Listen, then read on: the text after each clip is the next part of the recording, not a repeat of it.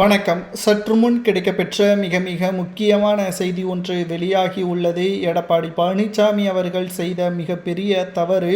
கூட்டணி கட்சிகளுக்கு பாஜக சின்னத்தை ஒதுக்கீடு செய்துள்ளார். தற்பொழுது ஜி.கே. வாசன் போன்ற கட்சிகளுக்கு 538 தொகுதிகள், மொத்தம் பாஜகவின் சின்னமான தாமரை சின்னத்தில் 33 தொகுதிகள் ஒதுக்கீடு செய்யப்பட்டுள்ளது. இது அதிமுகவின் பலவீனத்தை ஏற்படுத்தக்கூடிய வகையில் மாறும். கிட்டத்தட்ட தேர்தல் தோல்வியடைந்தால் எடப்பாடி பழனிசாமி அவர்களுடன் இருக்கக்கூடிய பாஜகவின் வேட்பாளர்கள் கணிசமான வெற்றியை அடைந்தால் அங்கு கூட்டாட்சி தான் அமல் செய்ய முடியும் என்ற ஒரு பெயர் எழுந்தால் திமுகவுடனோ அல்லது ஏன் விஜய் அவர்களுடனோ நிச்சயமாக பாஜக கூட்டணி வைப்பதற்கு முன்வரும். நிச்சயமாக 80 தொகுதிகளுக்கு மேலாக ஒட்டுமொத்த அரசியல் கவனத்தையும் விஜய் அவர்கள் பெற்றுள்ளார்.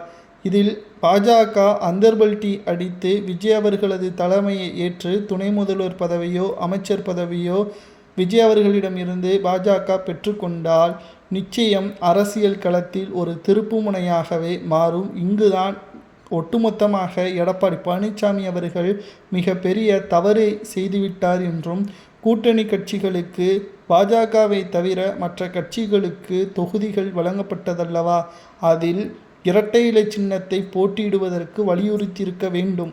ஆனால் இரட்டை இலை சின்னத்தை போட்டியிடாதவாறும் கிட்டத்தட்ட தாமரை சின்னத்தில் போட்டியிட செய்ய வைத்ததன் காரணமாகவும் எடப்பாடி பழனிசாமி ஒரு சிறந்த தலைவர் என்பதை தற்பொழுது இழந்துவிட்டார். ஏற்கனவே அவர் பொதுச் செயலாளர் பதவியிற்கு ஆசைப்பட்டுத்தான் ஓபிஎஸ், சசிகலா, வைத்திலிங்கம், மனோஜ் பாண்டியன், டிடிவி தினகரன் போன்றவர்களை இழந்தார்.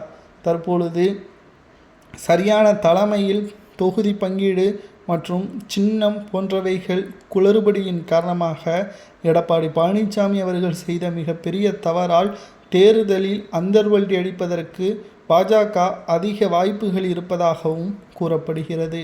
இதனால் எடப்பாடி பழனிசாமி அவர்கள் அதிமுகவை மிகவும் மோசமான முறையில் தலைமை செயல்படுத்தி வருகிறார். எடப்பாடி பழனிசாமி தலைமையிலான அதிமுக தோல்வியை தழுவினால் உடனடியாக பதவியிலிருந்து எடப்பாடி பழனிசாமியை நீக்க வேண்டும்.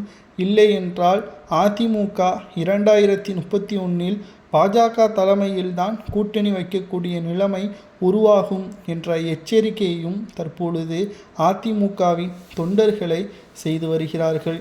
இதை பற்றியான கருத்துக்களை மறக்காம கமெண்ட் வாயிலாக கூறுங்கள். 2026 சட்டசபை தேர்தலில் அதிமுக எத்தனை இடங்களை கைப்பற்றும்?